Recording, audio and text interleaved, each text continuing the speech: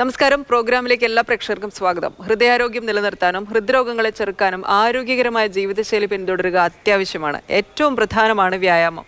വ്യായാമശീലങ്ങൾ ഒരാൾക്ക് നൽകുന്ന ഗുണങ്ങൾ എണ്ണിയാൽ തീരില്ല. ശാരീരികവും മാനസികവുമായ സ്വാസ്ഥ്യം ഉറപ്പാക്കാൻ വ്യായാമം നിർബന്ധമാണ്. പക്ഷേ വ്യായാമം ചെയ്യുന്നതിലും നാം പ്രത്യേകമായ ചില കാര്യങ്ങൾ മനസ്സിലാക്കിയിരിക്കണം. ശാസ്ത്രീയമല്ലാത്ത അമിതമായ വ്യായാമം ഗുണത്തേക്കാൾ ദോഷം ചെയ്തേക്കാം. ഇന്ന് ഹൃദ്രോഗങ്ങളെ ചെറുക്കാൻ വ്യായാമം എത്രത്തോളം പ്രധാനമാണ്, എന്തൊക്കെ നമ്മൾ അറിഞ്ഞിരിക്കണമെന്നാണ് സംസാരിക്കുന്നത്. 3 ഹൃദ്രോഗ വിദഗ്ധരാണ് നമുക്കൊപ്പം ചേരുന്നത്. കണ്ണൂർ BMHലെ senior consultant interventional cardiologist doctor Deepak Raju, Kochi Welcare ആശുപത്രിയിലെ senior consultant interventional cardiologist doctor Dileep Narayanan, Kochi റെനാം ഇൻസ്റ്റിറ്റ്യൂട്ടിലെ senior consultant interventional cardiologist doctor Shafeeq Rahman എന്നിവർ ചേരുന്നു. എല്ലാ ഡോക്ടർമാർക്കും പ്രോഗ്രാമിലേക്ക് സ്വാഗതം. ഡോക്ടർ ദീപക്, ഇപ്പോൾ സൂചിപ്പിച്ചതുപോലെ നമ്മുടെ ശരീരത്തിൻ്റെയും മനസ്സിൻ്റെയും സന്തുലിതമായ ആരോഗ്യത്തിന് എത്രത്തോളം പ്രധാനമാണ് വ്യായാമം എന്ന് പറഞ്ഞുകൊണ്ട് തുടങ്ങാം. ഹൃദയാരോഗ്യത്തിന് കായിക വ്യായാമം പരമപ്രധാനമാണ്. ഹൃദയാഘാതം വരാതെ, ഹൃദയത്തിന് അസുഖം വരാതെ നമ്മൾ സൂക്ഷിക്കാൻ നമ്മൾ ശ്രദ്ധിക്കേണ്ട പല കാര്യങ്ങളുണ്ട്. അതിൽ വളരെ പ്രധാനപ്പെട്ട ഒരു കാര്യമാണ് കായിക വ്യായാമം എന്നുള്ളത്. അതിനെപ്പറ്റിയാണ് നമ്മൾ ഇന്ന് കാര്യമായി ചർച്ച ചെയ്യുന്നത്. കായിക വ്യായാമത്തിൽ പറയുമ്പോൾ ഹൃദയാഘാതത്തിലേക്ക് നയിക്കുന്ന പ്രഷർ, പ്രമേഹം, കൊളസ്ട്രോൾ എന്നീ അസുഖങ്ങളെ നിയന്ത്രിക്കാനും കൃത്യമായ വ്യായാമം നമ്മളെ സഹായിക്കും. നിരവധി പഠനങ്ങൾ നടന്നിട്ടുണ്ട്. MRFIT ട്രയൽ പോലുള്ള ട്രയലുകൾ 10,000-കണക്കിന് ആൾക്കാരിൽ നിരവധി വർഷങ്ങളെടുത്ത പഠനങ്ങളിൽ തെളിയിച്ചിട്ടുള്ള ഒരു കാര്യമാണ് കൃത്യമായ വ്യായാമം ചെയ്യുന്ന ആൾക്കാരിൽ ഹൃദയാഘാതം വരാനുള്ള സാധ്യത 30% കുറവാണ് എന്നുള്ളത്. ഡോക്ടർ ദിലീപ്, നമുക്ക് വ്യായാമത്തെക്കുറിച്ച് പറയുമ്പോൾ നമ്മൾ ഓരോരുത്തരും വ്യായാമത്തെ ശാസ്ത്രീയമായി എങ്ങനെയാണ് മനസ്സിലാക്കേണ്ടത്? ഒരു ദിവസം എത്ര സമയമാണ് വ്യായാമത്തിന് വേണ്ടി മാറ്റിവെക്കേണ്ടത്? അത് രാവിലെയാണോ, വൈകിട്ടാണോ, അതോ ആഴ്ചയിൽ എത്ര മണിക്കൂറുകൾ വ്യായാമത്തിന് വേണ്ടി മാറ്റിവെക്കണം? വ്യായാമത്തിന്റെ പരിധി എന്താണ്? നമ്മുടെ ഇപ്പോഴത്തെ ഒരു കാലഘട്ടത്തിൽ ഈ ഫാസ്റ്റ് പേസ് ലൈഫ് എന്ന് പറയാണല്ലോ, ഏത് ജോലിയാണെങ്കിലും ആൾക്കാർക്ക് ഒന്നില്ലെങ്കിൽ വേറെ രീതിയിൽ എപ്പോഴും ഒരു തിരക്കാവും. ഈ തിരക്ക് എന്ന് പറയുന്നത് നമ്മുടെ ഒരു എക്സസൈസ് ചെയ്യാതിരിക്കാനുള്ള ഒരു എക്സ്ക്യൂസ് ആയി മാറരുത്. നമ്മൾ ശരിക്കും ഗൈഡ് ലൈൻ അനുസരിച്ചിട്ട് പറയുകയാണെങ്കിൽ അമേരിക്കൻ ഹാർട്ട് അസോസിയേഷൻ പറയുകയാണെങ്കിൽ നമ്മൾ പറയുകയാണെങ്കിൽ ഒരു ആഴ്ചയിൽ അറ്റ്ലീസ്റ്റ് ഒരു 150 മിനിറ്റെങ്കിലും എറോബിക് എക്സസൈസസ് നമ്മൾ ചെയ്യണമെന്നാണ്. വേറെ രീതിയിൽ പറയുകയാണെങ്കിൽ ആഴ്ചയിൽ അറ്റ്ലീസ്റ്റ് ഒരു 5 ദിവസമെങ്കിലും 30 മിനിറ്റ് വീതം ഡെയിലി എക്സസൈസ് ചെയ്യണമെന്നാണ്. അപ്പൊ ഇതുപോലും നമുക്ക് ആൾക്കാർക്ക് സമയം ചെലവാക്കാൻ കിട്ടുന്നില്ല എന്നാണ് നമ്മളോട് സാധാരണ എല്ലാവരും പറയാറ്. അപ്പൊ ഞങ്ങൾ പറയാറ് എന്താ വെച്ചാൽ, സാധാരണ അറ്റ്ലീസ്റ്റ് നമുക്ക് വേണ്ടിയിട്ടായിട്ട് ഈ സമയം എന്ന് പറയുകയാണെങ്കിൽ നമ്മുടെ ഹെൽത്തിന് വേണ്ടിയിട്ടായിട്ട് നമ്മൾ ചെലവാക്കേണ്ട ഒരു സമയമാണ്. അത് ഒരുമിച്ച് അരമണിക്കൂർ കിട്ടിയില്ലെങ്കിൽ പോലും നമുക്ക് വീതിച്ചിട്ട് പോലും ചെയ്യാം. നമുക്ക് വേണമെങ്കിൽ രാവിലെ ഒരു 10-15 മിനിറ്റ്, വൈകിട്ട് ഒരു 10-15 മിനിറ്റ്, ആ രീതിയിൽ പോലും നമുക്ക് എക്സസൈസ് ചെയ്യാം. സമയം ഏത് സമയത്ത് ചെയ്യണം എന്നുള്ളത് അത്ര ഇമ്പോർട്ടന്റ് അല്ല. നമുക്ക് രാവിലെ ചെയ്യണമെങ്കിൽ നമ്മുടെ സൗകര്യം അനുസരിച്ചിട്ട്, നമ്മുടെ കംഫർട്ട് അനുസരിച്ചിട്ട് അറ്റ്ലീസ്റ്റ് നമ്മളൊരു ദിവസം ഒരു അരമണിക്കൂറെങ്കിലും നമ്മളെ എക്സസൈസ്, അതും പ്രത്യേകിച്ച് നമ്മൾ പറയുകയാണെങ്കിൽ എറോബിക് എക്സസൈസ് എന്ന് പറയും. ഇപ്പൊ ചില ആൾക്കാർ നമ്മുടെ ജിമ്മിൽ പോയിട്ട് കൂടുതലും ബോഡി ബിൽഡിംഗ് എക്സസൈസ്, നമ്മൾ വെയിറ്റ് ലിഫ്റ്റിംഗ് എക്സസൈസ് ചെയ്യുമ്പോൾ അതിന് കാർഡിയാക് ഇല്ലെങ്കിൽ നമ്മുടെ ഹൃദ്രോഗം പ്രിവെന്റ് ചെയ്യാനുള്ള അത്ര ബെനിഫിറ്റ് കിട്ടില്ല. നമ്മൾ കൂടുതലും എറോബിക് എക്സസൈസ്, അതിൽ റണ്ണിങ് വരും, walking, swimming, cycling, sports, dancing, നമുക്ക് ഇഷ്ടമുള്ള ഏത് എക്സസൈസ് വേണമെങ്കിൽ നമുക്ക് ചെയ്യാം. ഒരു ദിവസം ഒരു അരമണിക്കൂറെങ്കിലും അവനവന് വേണ്ടിയിട്ട് നമ്മൾ സമയം കണ്ടെത്തണം എന്നാണ്. ഡോക്ടർ ഷഫീഖ്, പലപ്പോഴും ഒരു 40 വയസ്സ് കഴിയുമ്പോഴാണ് ആളുകൾക്ക് തങ്ങൾക്ക് പലവിധ ആരോഗ്യ പ്രശ്നങ്ങളുണ്ടെന്ന് തിരിച്ചറിയുക. അതിൽ പ്രധാനമാണ് പ്രമേഹം, അല്ലെങ്കിൽ അമിത രക്തസമ്മർദ്ദം, കൊളസ്ട്രോൾ, അല്ലെങ്കിൽ ഹൃദ്രോഗത്തിന് സാധ്യതയുണ്ട് എന്നൊക്കെ തിരിച്ചറിയുന്നത്. പലപ്പോഴും ഡോക്ടർമാർ മരുന്നുകൾക്കൊപ്പം വ്യായാമവും നിർദ്ദേശിക്കുന്നുണ്ട്. നമുക്ക് എല്ലാവർക്കും മരുന്നുകളെ കുറച്ച് കാലത്തേക്ക് മാറ്റി നിർത്തിയിട്ട് വ്യായാമത്തിലൂടെ ഇതൊക്കെ പരിഹരിക്കാമെന്നൊരു പ്രതീക്ഷയോടെ അടുത്തുള്ള ജിമ്മിൽ ചേരുകയോ യോഗ സെന്ററിൽ ചേരുകയോ അല്ലെങ്കിൽ രാവിലെ മുതൽ നടക്കാൻ തുടങ്ങിയൊക്കെ ചെയ്യും. പക്ഷെ ഡോക്ടറെ, ഈ പറയുന്ന ഹെൽത്ത് ഫാക്ടേഴ്സ്, റിസ്കുകളൊക്കെയുള്ള ആളുകൾ കഠിനമായ ഒരു വ്യായാമത്തിലേക്ക് പുറപ്പെടുന്നതിന് മുമ്പ് ഒരു ഡോക്ടറുടെ ചെക്കപ്പ് എടുക്കുകയോ അല്ലെങ്കിൽ ഹൃദയം എത്രത്തോളം സേഫ് ആണ് എന്ന് ഉറപ്പുവരുത്തുകയോ ചെയ്യേണ്ടതല്ലേ? ഈ എക്സസൈസ് സ്റ്റാർട്ട് ചെയ്യുന്നതിന് മുമ്പ് ഒരു വാമപ്പ് ചെയ്യുക. എക്സസൈസ് ചെയ്തുകൊണ്ടിരിക്കുമ്പോൾ എന്തെങ്കിലും ബുദ്ധിമുട്ട് തോന്നുകയാണെങ്കിൽ അത് നിർത്തിവെക്കുക. എക്സസൈസ് കഴിഞ്ഞ ശേഷവും ഒരു കൂൾ ഡൗൺ പ്രോസസ് ചെയ്യുക. അല്ലാതെ ചാടിക്കറി രാവിലെ എണീച്ച് ജിമ്മിൽ പോയി പെട്ടെന്നുള്ള ഒരു എക്സസൈസ് ചെയ്യാൻ ഒരു ആരോഗ്യ വിദഗ്ധരോ ഈ പറഞ്ഞ പോലെ ഒരു ജിമ്മിൽ പോയാൽ പോലും അവിടുത്തെ ഒരു ട്രെയിനർ പോലും സമ്മതിക്കില്ല. ആ ഒരു ചിട്ടയായ ശൈലിയിൽ എക്സസൈസിനെ കാണുന്നത് വളരെ അനിവാര്യമാണ്.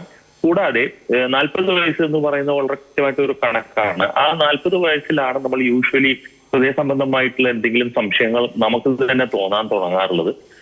പാരമ്പര്യമായിട്ട് എന്തെങ്കിലും ഹൃദയ സംബന്ധമായിട്ടുള്ള ആളാണ് എന്തെങ്കിലും വേറെ അസുഖങ്ങൾ, പ്രമേഹം പോലുള്ള അസുഖം, ബ്ലഡ് പ്രഷറുള്ള അസുഖക്കാരാണ്, അല്ലെങ്കിൽ സിഗരറ്റ് വലിക്കുന്ന ആളാണ് എങ്കിൽ ഒരു എക്സസൈസ് റെജിമെൻ സ്റ്റാർട്ട് ചെയ്യുന്നതിന് മുമ്പേ ഒരു ഡോക്ടറെ സമീപിച്ച് കൃത്യമായിട്ടുള്ള ആരോഗ്യം തിട്ടപ്പെടുത്തിയ ശേഷമേ ഏതൊരു എക്സസൈസിനും പോകാവൂ. ചെറുപ്പത്തിൽ തന്നെ, കുട്ടികളിൽ തന്നെ 6 വയസ്സ് 7 വയസ്സിൽ തൊട്ടേ എക്സസൈസ് സ്റ്റാർട്ട് ചെയ്ത് കഴിഞ്ഞാൽ ഭാവിയിൽ ഈ 40 വയസ്സ് കഴിഞ്ഞാലുള്ള ആരോഗ്യത്തിനുള്ള ഒരു പൊലിമ അത് നമ്മൾ നിലനിർത്താൻ നമുക്ക് സാധിക്കുന്നതുമാണ്. അപ്പൊ കുട്ടികളിൽ തൊട്ടേ എക്സസൈസ് ചെയ്യണം, അല്ലാതെ 40 വയസ്സ് കഴിഞ്ഞ ശേഷമല്ല. അതും ഞാൻ കൂട്ടിച്ചേർക്കാൻ ആഗ്രഹിക്കും. ഡോക്ടർ ദീപക്, ഇപ്പോൾ വ്യായാമത്തെ കുറിച്ച് പറയുമ്പോൾ വ്യായാമം ഇത്രത്തോളം ഹെൽപ്ഫുൾ ആവുന്ന ഒരു കാര്യമാണ്. അതേപോലെ തന്നെ അമിതമായി കഴിഞ്ഞാൽ വലിയ ദോഷങ്ങളിലേക്ക് പോകുക. അമിതമായ കായികാധ്വാനം അല്ലെങ്കിൽ അമിതമായ ഭാരം ഉയർത്തുകയൊക്കെ ചിലപ്പോൾ ഹൃദയത്തിനും ദോഷം ചെയ്തേക്കാം. അത് ആ ഒരു റിസ്ക് കൂടി ഒന്ന് വിശദമാക്കാമോ? ഒരു എക്സസൈസ് പ്രോഗ്രാം സ്റ്റാർട്ട് ചെയ്യുമ്പോൾ ഇതുവരെ എക്സസൈസ് ചെയ്യാത്ത ആൾക്കാർ ഒരു ഡോക്ടറെ സഹായം തേടുന്നത്, ഹാർട്ടിന്റെ ചെക്കപ്പ് നടത്തുന്നത് നല്ലതാണ്. ആദ്യം ചെറിയ തോതിൽ സ്റ്റാർട്ട് ചെയ്യുക. ആദ്യം ഒരു 10 മിനിറ്റ് എക്സസൈസിൽ സ്റ്റാർട്ട് ചെയ്യുക. എന്നിട്ട് മെല്ലെ മെല്ലെ ആ എക്സസൈസിന്റെ ഡ്യൂറേഷൻ മെല്ലെ മെല്ലെ കൂട്ടി വരിക. 5 മിനിറ്റ് ഇൻക്രിമെന്റ്സിൽ കൂട്ടിയാൽ മതി. ഈ 10 മിനിറ്റ് നമ്മൾ സ്റ്റാൻഡേർഡ് ആയിട്ടുള്ള ഈ അരമണിക്കൂറിലേക്ക് എത്തുന്നതിന് 4 ആഴ്ച മുതൽ 6 ആഴ്ച വരെ എടുക്കാം. അങ്ങനെ ശ്രദ്ധിക്കുകയാണെങ്കിൽ, വേണ്ടത്ര ചെക്കപ്പുകൾ എടുത്ത് ഡോക്ടറുടെ സഹായം തേടി സ്റ്റാർട്ട് ചെയ്യുകയാണെങ്കിൽ സാധാരണഗതിയിൽ ബുദ്ധിമുട്ടുകളൊന്നും ഇല്ലാതെ ഒരു എക്സസൈസ് പ്രോഗ്രാം സ്റ്റാർട്ട് ചെയ്യാൻ നമുക്ക് സാധിക്കും. ഡോക്ടർ ദിലീപ്, ഇപ്പോൾ ഡോക്ടർ ദീപക് സർ സൂചിപ്പിച്ച പോലെ തന്നെ ഒരു കൃത്യമായ ഒരു ഡോക്ടറുടെ ഒരു കൺസൾട്ടേഷൻ എടുത്തിട്ട് എക്സസൈസ് തുടങ്ങുന്നതായിരിക്കാം ഏറ്റവും സേഫ് ആയിരിക്കാം. അപ്പോൾ ഡോക്ടർ, അങ്ങനെയാണെങ്കിൽ ഇപ്പോൾ നമ്മുടെ ഹൃദയത്തിന് എന്തെങ്കിലും റിസ്ക് ഉണ്ടോ എന്നറിയാൻ നമ്മൾ നടത്തേണ്ട ചെക്കപ്പുകൾ എന്തൊക്കെയാണ്? അപ്പൊ നമ്മൾ സാധാരണ നമ്മൾ പറയാറ് എന്താ വെച്ചാൽ, പേഷ്യൻസ് വന്നു കഴിഞ്ഞാൽ നമ്മൾ ഈ റിസ്ക് സ്ക്രീനിങ് ആണ് നമ്മൾ സ്വതവേ ചെയ്യാറ്. ഈ റിസ്ക് സ്ക്രീനിങ് എന്ന് പറഞ്ഞു കഴിഞ്ഞാൽ നമ്മൾ ഹൃദ്രോഗം വരാനുള്ള സാധ്യത എത്രത്തോളം ഉണ്ട്, അതാണ് നമ്മൾ ഒരു ഹോസ്പിറ്റലിൽ ഒരു പേഷ്യന്റ് നമ്മുടെ അടുത്ത് OP-യിൽ വരുമ്പോൾ നമ്മൾ അത് ചെയ്യാറ്. 2 രീതിയിലത്തെ ടെസ്റ്റുകൾ ഉണ്ട്. ഒന്ന്, നമ്മൾ ബ്ലഡ് ടെസ്റ്റുകൾ ചെയ്യും. ബ്ലഡ് ടെസ്റ്റുകൾ മെയിൻലി നമ്മൾ നോക്കണം എന്താ വെച്ചാൽ, പേഷ്യന്റിന് വേറെ എന്തെങ്കിലും അസുഖങ്ങൾ അതിന്റെ ഒപ്പം തന്നെ ഉണ്ടോ, ഇതുവരെ കണ്ടുപിടിക്കാത്ത സൈലന്റ് ആയിട്ട് നിൽക്കണ വല്ല അസുഖങ്ങളുണ്ടോ. രണ്ടാമത്തെ, നമ്മൾ പേഷ്യന്റിന്റെ ഹൃദ്രോഗം വല്ലതും ഉണ്ടോ, അല്ലെങ്കിൽ ഹാർട്ടിന്റെ വല്ല അസുഖം പ്രീ എക്സിസ്റ്റിംഗ് ആയിട്ട് നമുക്ക് ഉണ്ടോ നമുക്ക് ടെസ്റ്റുകൾ ചെയ്യും. അതിൽ നമ്മൾ മെയിൻലി ചെയ്യാറുള്ളത് ഒരു ECG എന്ന് പറയുന്ന ടെസ്റ്റും, പിന്നെ അതിന്റെ ഒപ്പം തന്നെ ഇക്കോ എന്ന് പറഞ്ഞ ടെസ്റ്റും ആണ് ആദ്യം ചെയ്യാറ്. ഇത് രണ്ടും നോർമൽ ആണെങ്കിൽ നമ്മൾ സ്ട്രെസ് ടെസ്റ്റിംഗ് ചെയ്യും. സ്ട്രെസ് ടെസ്റ്റ് എന്ന് പറഞ്ഞാൽ നമ്മൾ ഹാർട്ടിനെ കൺട്രോൾഡ് എൻവയറമെന്റിൽ നമ്മൾ സ്ട്രെസ് കൊടുക്കും. അതിനാണ് ട്രെഡ്മിൽ ടെസ്റ്റ് എന്ന് പറയാം. നമ്മൾ ഈ ട്രെഡ്മിലിന്റെ മുകളിൽ നടത്തിക്കൊണ്ട് നമ്മൾ പേഷ്യന്റിന്റെ ECG എടുപ്പിക്കും. നമുക്ക് ECG-യിൽ കുറെ വേരിയേഷൻസ് നമുക്ക് കാണാൻ പറ്റും.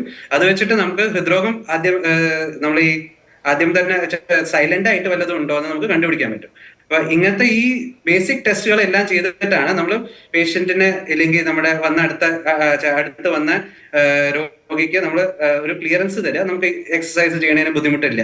ഡോക്ടർ ഷഫീഖ്, അദ്ദേഹം സൂചിപ്പിച്ച പോലെ തന്നെ ഇപ്പോൾ low risk, intermediate risk, high risk, ഇങ്ങനെയുള്ള 3 കാറ്റഗറിയിൽ പെടുന്നവരാണ് നമ്മൾ ഓരോ മനുഷ്യരും. ഇപ്പോൾ ഡോക്ടറെ, ഇപ്പോൾ ഇത്തരത്തിൽ ഹൈ റിസ്ക് ആണ് എന്ന് കണ്ടെത്തിയ ഒരു വ്യക്തിയെ സംബന്ധിച്ചിടത്തോളം അവർക്ക് നിർദ്ദേശിക്കുന്ന എക്സസൈസുകൾ എന്തെല്ലാമാണ്?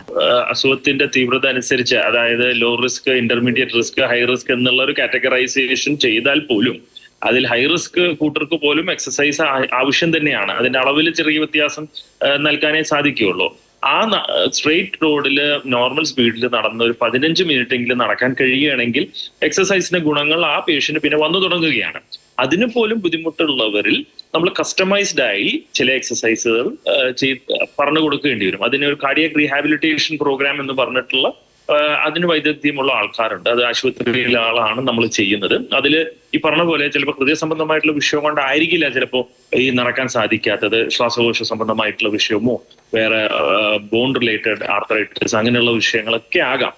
അതെല്ലാം വേർതിരിച്ച് മനസ്സിലാക്കി ഒരു പേഷ്യന്റ് അവർക്ക് കൃത്യമായിട്ടുള്ള രീതിയിലുള്ള എക്സസൈസ് നമുക്ക് ചെയ്യാവുന്നതാണ്. അത് കസ്റ്റമൈസ്ഡ് അപ്രോച്ച് ആണ്. നമ്മൾ നേരത്തെ സൂചിപ്പിച്ച റിസ്ക് ഫാക്ടേഴ്സ് എല്ലാം ഉള്ള പ്രമേഹവും, അമിത രക്തസമ്മർദ്ദവും, കൊളസ്ട്രോളും, അല്ലെങ്കിൽ വാർദ്ധക്യ സഹജമായ മറ്റ് അസുഖങ്ങളും ഒക്കെയുള്ള ഒരു 60 വയസ്സ് കഴിഞ്ഞ ആളുകളെ സംബന്ധിച്ചിടത്തോളം അവർക്കും ഈ വ്യായാമം ആവശ്യമാണല്ലോ.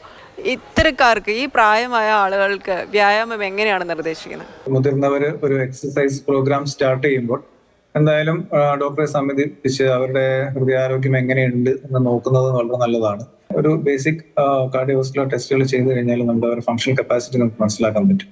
അപ്പോൾ അതിനനുസരിച്ചുള്ള ഒരു സ്ട്രക്ചേർഡ് എക്സസൈസ് പ്രോഗ്രാമാണ് സ്റ്റാർട്ട് ചെയ്യേണ്ടത്. നമ്മൾ നേരത്തെ സൂചിപ്പിച്ചതുപോലെ തന്നെ സ്ലോ ആയിട്ട് കുറഞ്ഞ ഡ്യൂറേഷനിൽ സ്റ്റാർട്ട് ചെയ്യുക.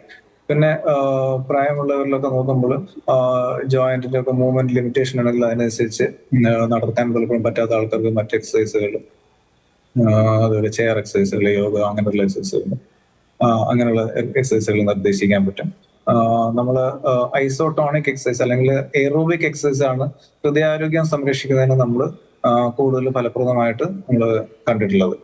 നടത്തം, സ്വിമ്മിങ്, സൈക്ലിങ് അങ്ങനെയുള്ള എക്സസൈസുകളാണ് ഹൃദയാരോഗ്യം സംരക്ഷിക്കുന്നതിന് ഏറ്റവും ഉത്തമം. അതിൽ തന്നെ ബ്രിസ്ക് വാക്കിംഗ് ആണ് ഏറ്റവും ഉത്തമമായിട്ട് ഉള്ളത്.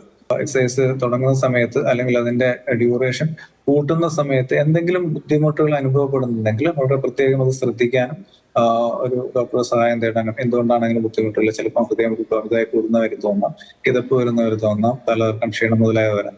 അപ്പോൾ എന്തെങ്കിലും ബുദ്ധിമുട്ടുകൾ ഉണ്ടെങ്കിൽ അതനുസരിച്ച് ഡോക്ടറെ ശ്രദ്ധയിൽപ്പെടുത്തി ഇനി എക്സസൈസ് എത്ര തുടരാം, എങ്ങനെ മുന്നോട്ട് പോകാം എന്നുള്ള കാര്യങ്ങൾ വേണ്ട നിർദ്ദേശം സ്വീകരിച്ച് അവർക്കും പ്രായമുള്ളവർക്കും ഒരു സ്ട്രക്ചേർഡ് എക്സസൈസ് പ്രോഗ്രാമിലൂടെ അവർക്കും വേണ്ട വ്യായാമത്തിൽ ഏർപ്പെടാൻ പറ്റുന്നതാണ്. ഡോക്ടർ ദിലീപ്, നമുക്കറിയാം, നമ്മൾ ഒരുപാട് വാർത്തകളിൽ കാണുന്നതാണ് ജിമ്മിൽ വർക്കൗട്ട് ചെയ്യുന്നതിനിടെ ആളുകൾ വളരെ ശാരീരികമായി ഫിറ്റ് ആണ് എന്ന് നമ്മൾ വിശ്വസിക്കുന്ന ആളുകൾ കുഴഞ്ഞു വീഴുന്നു, മരിക്കുന്നു. അപ്പോൾ അത്തരത്തിൽ ജിമ്മിലൊക്കെ വെച്ച് വർക്കൗട്ടിനിടെ ഉണ്ടാകുന്ന ഹാർട്ട് അറ്റാക്കിൻ്റെ കാരണം എന്തുകൊണ്ടാണ് ഡോക്ടർ? ഇപ്പോൾ അവർക്ക് ജനിതകമായ ഹൃദ്രോഗങ്ങൾ ഇല്ലാത്തവരാണ് എങ്കിൽ എന്തെങ്കിലും വ്യായാമത്തിൻ്റെ കാഠിന്യം കൂടുന്നതോ അത്തരത്തിൽ എന്തെങ്കിലും ഹാർട്ടിന് റിസ്ക്കായി സംഭവിക്കുന്നതായിരിക്കുമോ? വാർത്തകളിലൊക്കെ നമ്മൾ കാണാറുണ്ട്, ചെറിയ വയസ്സുള്ള 20 വയസ്സ് അല്ലെങ്കിൽ 30 വയസ്സുള്ള ഒരാള് ജിമ്മിന്റെ വെയിറ്റ് പൊക്കണതിന്റെ ഇടയിൽ പെട്ടെന്ന് കുഴഞ്ഞു വീണു. അപ്പൊ ഇതൊക്കെ 2-3 കാരണങ്ങൾ ഇതിലുണ്ടാവാം. ഒന്ന്, ഹൃദ്രോഗം, ഈ ഹാർട്ട് അറ്റാക്ക് എന്ന് പറയുന്നത് ഇതിന്റെ തന്നെ കുറെ മെക്കാനിസംസ് ഉണ്ട്. അത് വരുന്നതിന്റെ രീതികൾ കുറെ ഉണ്ട്.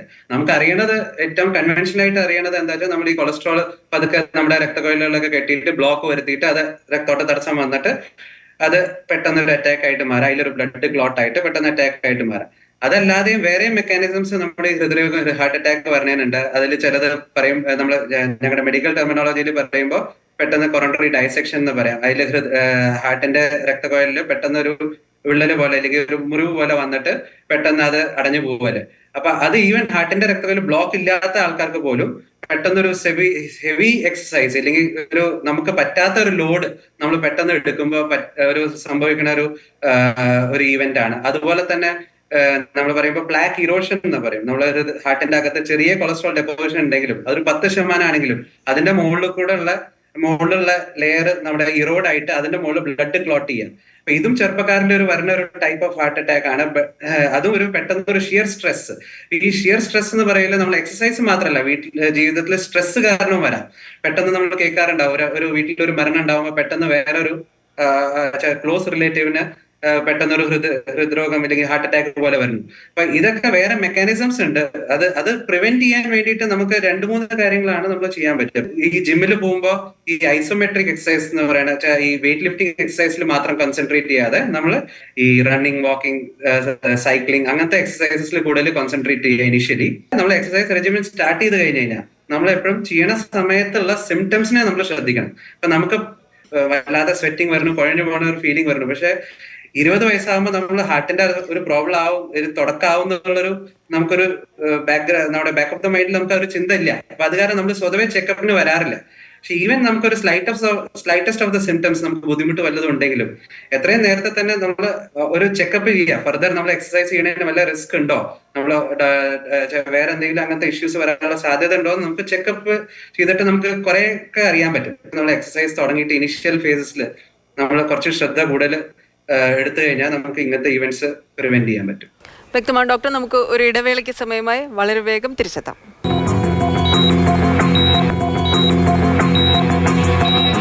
തുടരുന്നു. ഹൃദയാരോഗ്യത്തിന് വ്യായാമം എത്രത്തോളം സുപ്രധാനമാണ് എന്നാണ് ഇന്ന് സംസാരിക്കുന്നത്. നമുക്കൊപ്പം 3 ഹൃദ്രോഗ വിദഗ്ധരാണ് നമുക്കൊപ്പം ചേരുന്നത്. കൊച്ചി വെൽകെയർ ഹോസ്പിറ്റലിലെ consultant interventional cardiologist doctor Dileep Narayanan, Kochi Renai മെഡിസിറ്റിയിലെ consultant interventional cardiologist doctor Shafeeq Rahman, Kannur BMHൽ നിന്നും consultant interventional cardiologist doctor Deepak Raju എന്നിവരാണ്. നമുക്കറിയാം, ഇപ്പോൾ നമ്മുടെ മുന്നിൽ ഇപ്പോൾ ബസ് സ്റ്റാൻഡിലോ വഴിയരികിലോ ജിമ്മിലോ അല്ലെങ്കിൽ ആശുപത്രിയിലോ ഓഫീസുകളിലോ എവിടെയെങ്കിലും വെച്ച് ഏതെങ്കിലും ഒരു വ്യക്തി പെട്ടെന്ന് ഇങ്ങനെ കുഴഞ്ഞു വീഴുകയാണെങ്കിൽ അദ്ദേഹത്തിന് സംഭവിക്കുന്നത് ഹൃദയാഘാതമാണ് എന്ന് നമ്മൾ എങ്ങനെയാണ് തിരിച്ചറിയേണ്ടത്? അത് ഹൃദയാഘാതമാണെങ്കിൽ ഏറ്റവും അടിയന്തരമായി നൽകേണ്ട പ്രാഥമിക ശുശ്രൂഷയായ CPR നമ്മൾ പൊതുജനങ്ങൾ എന്ന നിലയിൽ അത് എങ്ങനെയാണ് നൽകേണ്ടതിനെ കുറിച്ച് നമുക്ക് എങ്ങനെയാണെന്ന് വിശദീകരിക്കുക? എത്രത്തോളം നമ്മൾ അവെയർ ആയിരിക്കണം? പെട്ടെന്ന് ഒരാൾ കുഴഞ്ഞു വീണ് കഴിഞ്ഞാൽ അത് എല്ലായ്പ്പോഴും ഹൃദയ സംബന്ധമായിട്ട് കാരണങ്ങളൊന്നും ആവണമെന്നില്ല. നമ്മൾ സാധാരണ കാരണമാവുന്നത് ഷുഗർ താന്നുപോയി, അല്ലെങ്കിൽ ചെറിയ രീതിയിൽ പ്രഷർ താന്നുപോയി, അങ്ങനെയുള്ള കാര്യങ്ങൾ ഉണ്ടാവാം. ആദ്യം നമ്മൾ മനസ്സിലാക്കേണ്ടത് ആളെ ഒച്ചത്തിൽ വിളിച്ച് സംസാരിക്കുക. ആൾ എന്തെങ്കിലും അനക്കം ഉണ്ടെങ്കിൽ നമ്മൾ ഈ CPR കടക്കേണ്ട ആവശ്യമില്ല. ഈ എന്തെങ്കിലും ആൾക്കൊരു അനക്കമുണ്ട്, പൾസ് കിട്ടുന്നുണ്ടെങ്കിൽ ഏറ്റവും ഉപകാരം ഒരു അടുത്തുള്ള ആശുപത്രിയെ പുള്ളിയെ എത്തിക്കുക എന്നുള്ളതാണ്. CPR തുടങ്ങലൊന്നുമല്ല. അതിന് ഏറ്റവും പെട്ടെന്ന് ഒരു ആംബുലൻസിനെ അറിയിക്കുക തന്നെ വേണം. ഈ പറഞ്ഞതുപോലെ ആള് വിളിച്ചിട്ട് അനക്കമില്ല, പൾസ് നോക്കിയിട്ടും കാര്യങ്ങളില്ല എങ്കിൽ ഉടനെ CPR തുടങ്ങിയില്ലെങ്കിൽ ആ രോഗിക്ക് ഫ്യൂച്ചർ വളരെ ബുദ്ധിമുട്ടിലേക്ക് ആകും. ഈ പറയുന്ന കുഴഞ്ഞു വീണ ആൾ സംസാരിക്കുന്നില്ല, പൾസ് കിട്ടുന്നില്ല എങ്കിൽ ഉടനടി CPR തുടങ്ങുക. തൊട്ടടുത്തുള്ള ആളുടെ അടുത്ത് വൈദ്യ സഹായത്തിന് വേണ്ടിയുള്ള അഭ്യർത്ഥന അടുത്ത് നിന്ന് തന്നെ ചെയ്യുക. മൂന്നാമത്തെ പ്രധാനമായിട്ടും AED, ഓട്ടോമാറ്റിക് ഇലക്ട്രിക്കൽ ഡീഫിബ്രിലേറ്റർ എന്ന് പറഞ്ഞ ഡിവൈസ് ആ പ്രദേശത്ത് അവൈലബിൾ ആണെങ്കിൽ അത് ഉടനടി അവിടെ എത്തിക്കുക എന്നുള്ള 3 കാര്യങ്ങൾ ചെയ്താൽ ഒട്ടുമിക്ക പ്രശ്നം നമുക്ക് സോൾവ് ചെയ്യാൻ സാധിച്ചേക്കാം. വ്യക്തമാണ്. ഡോക്ടർ ദീപക്, നമ്മളിപ്പോൾ എക്സസൈസിനെ കുറിച്ച് തന്നെ സംസാരിക്കുമ്പോൾ ചില ആളുകൾ വളരെ ഫിസിക്കലി ഫിറ്റായ അല്ലെങ്കിൽ അമിത ഭാരമൊന്നുമില്ലാത്ത വളരെ യങ് ആയിട്ടുള്ള കൃത്യമായ ഫിറ്റ്നസ് റെജിം ഫോളോ ചെയ്യുന്ന ചില ആളുകൾക്കും ഇതേപോലെ ഹൃദയാഘാതം വന്ന് വളരെ ചെറിയ പ്രായത്തിൽ തന്നെ അവരെ ജീവൻ നഷ്ടപ്പെടുന്നത് നമുക്കറിയാവുന്നുണ്ട്. അപ്പോൾ ഡോക്ടറെ, ഇത്തരത്തിൽ ഒളിഞ്ഞിരിക്കുന്ന ഹൃദ്രോഗങ്ങളെ തിരിച്ചറിയാൻ അല്ലെങ്കിൽ ഇപ്പോൾ കുടുംബത്തിൽ പാരമ്പര്യമായ എന്തെങ്കിലും ഹൃദ്രോഗമുള്ളവരൊക്കെ ആണെങ്കിൽ നേരത്തെ തന്നെ വളരെ ചെറുപ്പത്തിൽ തന്നെ നടത്തേണ്ട ചെക്കപ്പുകൾ എന്താണ്? ഹൃദയത്തിലെ ബ്ലോക്കുകൾ ഉണ്ടാക്കുന്ന പ്ലാക്കുകൾ മനുഷ്യ ശരീരത്തിൽ രൂപപ്പെടുന്നത് ഒരു ഫസ്റ്റ് ഡെക്കേഡ് ഓഫ് ലൈഫിൽ തന്നെ സ്റ്റാർട്ട് ചെയ്യുന്ന ഒന്നാണ് കാണുന്നത്. ചില ആൾക്കാരിൽ അതൊരു വളരെ വേഗത്തിൽ അത് മുന്നോട്ട് നീങ്ങി ആ ബ്ലോക്കുകൾ കൂടുതലായി അത് ഹൃദ്രോഗത്തിലേക്ക് നയിക്കും. ചില ആൾക്കാരിൽ വളരെ മെല്ലെ മാത്രമേ അതിന്റെ പ്രോഗ്രഷൻ ഉണ്ടാവുകയുള്ളൂ. ഈ മുന്നോട്ടുള്ള പ്രോഗ്രഷൻ എങ്ങനെയെന്നുള്ളത് ഓരോ വ്യക്തിയും അവരുടെ ജീവിതശൈലിയും അവർക്കുള്ള റിസ്ക് ഫാക്ടേഴ്സിനെയും അവരുടെ ജനിതക ഘടനയും ഒക്കെ ആശ്രയിച്ചിരിക്കും. ചില ആൾക്കാരിൽ നമ്മൾ ചെറിയ പ്രായത്തിലുള്ള ഹൃദയാഘാതം, പ്രത്യേകിച്ച് നമ്മുടെ സൗത്ത് ഈസ്റ്റ് ഏഷ്യൻ പോപ്പുലേഷൻ പൊതുവെ ജനിതകമായി തന്നെ ഹൃദയാരോഗ്യത്തിന്റെ പ്രവണത കൂടുതൽ കാണിക്കുന്ന ഒരു സമൂഹമാണ്. ഹൃദയാഘാതത്തിന്റെ സാധ്യതയുണ്ടോ, ഹൃദ്രോഗത്തിന്റെ സാധ്യതയുണ്ടോ എന്നൊക്കെ മനസ്സിലാക്കുന്നതിന് നമുക്ക് സിമ്പിൾ ആയിട്ടുള്ള ബേസിക് ആയിട്ടുള്ള ടെസ്റ്റുകൾ തന്നെ നമുക്ക് മനസ്സിലാക്കാൻ സാധിക്കും. അതിനുള്ള പ്രതിവിധി എടുക്കാനും സാധിക്കും. ഡോക്ടർ ദിലീപ്, ആരൊക്കെയാണ് അത്തരത്തിൽ വളരെ ചെറുപ്പത്തിൽ തന്നെ നേരത്തെയുള്ള ഹൃദ്രോഗ ചെക്കപ്പുകൾ നടത്തേണ്ടത്? ഇപ്പോൾ ഡോക്ടർ സൂചിപ്പിച്ച പോലെ ഫാമിലി ഹിസ്റ്ററി ഉള്ളവരോ അങ്ങനെ അത്തരം ആളുകളാണോ? എല്ലാവരോടും പറയണ അവനവന്റെ റിസ്ക് നമ്മൾ തന്നെ അറിഞ്ഞിരിക്കണം. ഇപ്പൊ നമ്മൾ റിസ്ക് ഫാക്ടേഴ്സ് എന്ന് പറയും. ഹൃദ്രോഗം വരാനുള്ള ഒരു സാധ്യത ആർക്കൊക്കെയാ ഉള്ളത്. അപ്പൊ നമ്മൾ റിസ്ക് ഫാക്ടേഴ്സിനെ 2 ഭാഗമായിട്ട് ഡിവൈഡ് ചെയ്യും. ഒന്ന് നമ്മൾ പറയുന്നത് നോൺ മോഡിഫയബിൾ, നമുക്കത് മാറ്റിയെടുക്കാൻ പറ്റാത്ത റിസ്ക് ഫാക്ടേഴ്സ് ഉണ്ട്. അതിൽ വരുന്നത് ഒന്ന് ഏറ്റവും സ്ട്രോങ് ആയിട്ട് വരുന്നത് ഫാമിലി ഹിസ്റ്ററിയാണ്. അതുപോലെ തന്നെ വയസ്സും, രണ്ടാമത്തത് നമ്മുടെ ജെൻഡർ എന്ന് പറഞ്ഞാൽ പുരുഷന്മാർക്ക് ഹൃദ്രോഗം വരാനുള്ള സാധ്യതകൾ കുറച്ച് കൂടുതലാണ്. അപ്പൊ ഇത് 3ആണ് നമ്മുടെ നോൺ മോഡിഫയബിൾ റിസ്ക് ഫാക്ടേഴ്സ് എന്ന് പറയുന്നത്. അപ്പൊ ഇത് അതല്ലാതെ മോഡിഫയബിൾ റിസ്ക് ഫാക്ടേഴ്സ്, നമുക്ക് മാറ്റിയെടുക്കാൻ പറ്റുന്ന റിസ്ക് ഫാക്ടേഴ്സ് ഉണ്ട്. അതിൽ മെയിൻ ആയിട്ട് അസുഖങ്ങൾ, ബ്ലഡ് പ്രഷറിന്റെ അസുഖം, അല്ലെങ്കിൽ ഡയബറ്റീസ്, കൊളസ്ട്രോള്, പിന്നെ എന്താ പറയാ ദുശീലങ്ങൾ, പുകവലി, മദ്യപാനം, പിന്നെ മെന്റൽ സ്ട്രെസ്. അപ്പൊ ഇതൊക്കെയാണ് നമുക്ക് മാറ്റിയെടുക്കാൻ പറ്റുന്ന റിസ്ക് ഫാക്ടേഴ്സ്. അപ്പൊ നമുക്ക് ഇത്രത്തോളം റിസ്ക് ഫാക്ടേഴ്സിൽ, ഇതാണ് കൺവെൻഷനിൽ നമ്മൾ അറിയണ റിസ്ക് ഫാക്ടേഴ്സ് ഉള്ളത്. ഇത്രത്തോളം റിസ്ക് ഫാക്ടേഴ്സിൽ ഒന്നിൽ കൂടുതൽ റിസ്ക് ഫാക്ടേഴ്സ് ഉണ്ടെങ്കിൽ നമ്മൾ ടെസ്റ്റ് ചെയ്യല് നല്ലതാണ്. അപ്പൊ ഈ ടെസ്റ്റ് എന്ന് പറയല് ഞാൻ ആദ്യം പറഞ്ഞ പോലെ തന്നെ ഇപ്പൊ നമ്മൾ ബേസിക്കലി നമ്മൾ ഹൃദ്രോഗം ഇത് ടെസ്റ്റ് ചെയ്യല് നമ്മൾ ഒരു ഭാഗം നമ്മൾ ബ്ലഡ് ടെസ്റ്റ് ആയിട്ട് ചെയ്യും. ബ്ലഡ് ടെസ്റ്റിൽ നമുക്ക് ഈ ഷുഗർ, പ്രഷർ, കൊളസ്ട്രോൾ അങ്ങനത്തെ ഉള്ള റിസ്ക് ഫാക്ടേഴ്സും, അതിന്റെ ഒപ്പം തന്നെ ഹാർട്ടിന്റെ ഹൃദ്രോഗം വരാനുള്ള റിസ്ക് ഉള്ള വേറെ ടെസ്റ്റുകൾ, ചില ടെസ്റ്റുകൾ ഉണ്ട്. ബോഡിയിലുള്ള ഇൻഫ്ലമേഷൻ അറിയാനുള്ള ടെസ്റ്റുകൾ ഉണ്ട്. അപ്പൊ അങ്ങനത്തെ ടെസ്റ്റുകൾ നമുക്ക് ചെയ്തിട്ട് ഹൃദ്രോഗം വരാനുള്ള സാധ്യത ഉണ്ടോ എന്ന് കണ്ടുപിടിക്കാൻ പറ്റും. യങ് ഒരു വയസ്സിൽ, ഒരു 30 വയസ്സിൽ, 40 വയസ്സിൽ തന്നെ ഹൃദ്രോഗം വന്നു കഴിഞ്ഞാൽ അത് നമ്മുടെ പ്രൊഡക്റ്റീവ് ലൈഫിനെയാണ് ബാധിക്കുന്നത്. നമ്മുടെ പറയുകയാണെങ്കിൽ 30 വയസ്സ് ടു 60 വയസ്സാണ് നമ്മുടെ പ്രൊഡക്റ്റീവ് ലൈഫ് എന്ന് പറയുന്നത്. അപ്പൊ ആ ഏജ് ഗ്രൂപ്പിൽ നമുക്ക് ഒരു ഹൃദ്രോഗി ആവാതിരിക്കുകയാണെങ്കിൽ നമുക്ക് നേരത്തെ തന്നെ ഒരു 10-12 വയസ്സിൽ തന്നെ നമ്മൾ എക്സസൈസ്, ഡോക്ടർ ഷഫീഖ് പറഞ്ഞ പോലെ തന്നെ നേരത്തെ തന്നെ നമ്മൾ എക്സസൈസ് തുടങ്ങിയിട്ട് നമ്മൾ എത്രയും ഫിറ്റ് ആയി ഇരിക്കാൻ നോക്കുകയാണ് വേണ്ടത്. പിന്നെ ഇതുപോലെ തന്നെ നമ്മളൊരു പറയാം, നമ്മുടെ മക്കൾക്ക് വേണ്ടിയിട്ട് നമ്മൾ ഇത് ചെയ്യണം. ആക്ച്വലി നമ്മുടെ ഒരു സ്റ്റഡീസിലൊക്കെ പറയണത് എന്താ വെച്ചാൽ, കുട്ടികള് മോട്ടിവേറ്റ് ആയിട്ട് എക്സസൈസ് ചെയ്യണം എന്നുണ്ടെങ്കിൽ അച്ഛനും അമ്മമാരും അതുപോലെ തന്നെ ആവണം. അപ്പൊ അച്ഛനും അമ്മമാരും നല്ലോണം വീട്ടിൽ എക്സസൈസ് ചെയ്യണ ആ ഒരു കൾച്ചർ ആണെങ്കിൽ നമുക്ക് കുട്ടികൾക്കും ആ ഒരു കൾച്ചർ നമുക്ക് ചെറുപ്പകാലത്ത് തന്നെ കിട്ടിയിട്ട് അവരുടെ ലൈഫും നല്ലോണം നമുക്ക് ലൈഫ് നല്ല ഹെൽത്തി ആക്കാൻ പറ്റും. വ്യക്തമാണ്. ഡോക്ടർ ഷഫീഖ്, നമ്മുടെ സമയം അവസാനിക്കുകയാണ്. താങ്കൾക്ക് എന്തെങ്കിലും കൂട്ടിച്ചേർക്കാനുണ്ടോ? നമ്മൾ ഈ രോഗികളെ മാത്രം ശ്രദ്ധിക്കാതെ ഈ രോഗം വരുന്നതിന് മുമ്പേ കുട്ടികളിൽ അവരിൽ എക്സസൈസ് വളരെ നമ്മൾ ആ സ്കൂളുകളിലായാലും വീട്ടുകളിലായാലും എക്സസൈസിന്റെ ഒരു ഇമ്പോർട്ടൻസ് വളരെയധികം അവരെ പറഞ്ഞു മനസ്സിലാക്കണം. മറ്റ് എൻ്റെ ഒരു സ്പെക്ട്രം, അതായത് വളരെ പ്രായമുള്ള ആൾക്കാരിലും അവർക്കാണ് എക്സസൈസ് ചെയ്യാൻ ബുദ്ധിമുട്ടുള്ള ആൾക്കാർ. നമ്മൾ ശ്രദ്ധിക്കാറുണ്ട്, ഒരു 50-60 വയസ്സിന് ശേഷം നമ്മുടെ മസിൽ പേശികൾ കുറഞ്ഞു വരും. അതിനെ സാർക്കോപീനിയ എന്ന് പറയും. ഈ സാർക്കോപീനിയ വന്നതിനെ പിന്നെ എക്സസൈസ് ചെയ്യാനുള്ള ബുദ്ധിമുട്ടുകളായി. ഈ സാർക്കോപീനിയ വരാനുള്ള പല കാരണങ്ങളുണ്ട്. അതിൽ ഒന്ന്, നടത്തം മാത്രം പോരാ, ചെറിയ രീതിയിലുള്ള വെയിറ്റ് ട്രെയിനിങ്ങും കൂടി അവർ ചെയ്യണം. ചെറിയ ഡംബല്ലോ അങ്ങനെ ഉപയോഗിച്ചാലേ ആ മസിൽ ലോസ് നമുക്ക് ഒഴിവാക്കാൻ പറ്റുള്ളൂ. കൂടാണ്ട് വൈറ്റമിൻ ഡി പോലുള്ള ചില അംശങ്ങൾ, അവർ വെയിൽ കൊള്ളാത്ത ആൾക്കാരായിരിക്കാം, അങ്ങനെയുള്ള ചില കാര്യങ്ങളും അവർ നോക്കേണ്ടതാണ്. ഇത് നമ്മൾ സാധാരണ ഒരു ഡിസ്കഷനിൽ വരാത്ത കാര്യങ്ങളാണ്. മറ്റു കാര്യങ്ങളെല്ലാം ഡോക്ടർ ദീപക്കും പറഞ്ഞതുപോലെ തന്നെ ഞാൻ ആവർത്തിക്കുക. വ്യക്തമാണ് ഡോക്ടർ. വളരെയധികം നന്ദി. വളരെ വിശദമായി നമ്മളോട് സംസാരിച്ചു. പ്രോഗ്രാമിൽ പങ്കെടുത്ത എല്ലാ ഡോക്ടർമാർക്കും നന്ദി. പ്രോഗ്രാം അവസാനിക്കുകയാണ്. ഇനി ഒരു ഇടവേളയാണ്. ഇടവേളയ്ക്ക് ശേഷം വാർത്തകൾ തുടരും. നമസ്കാരം.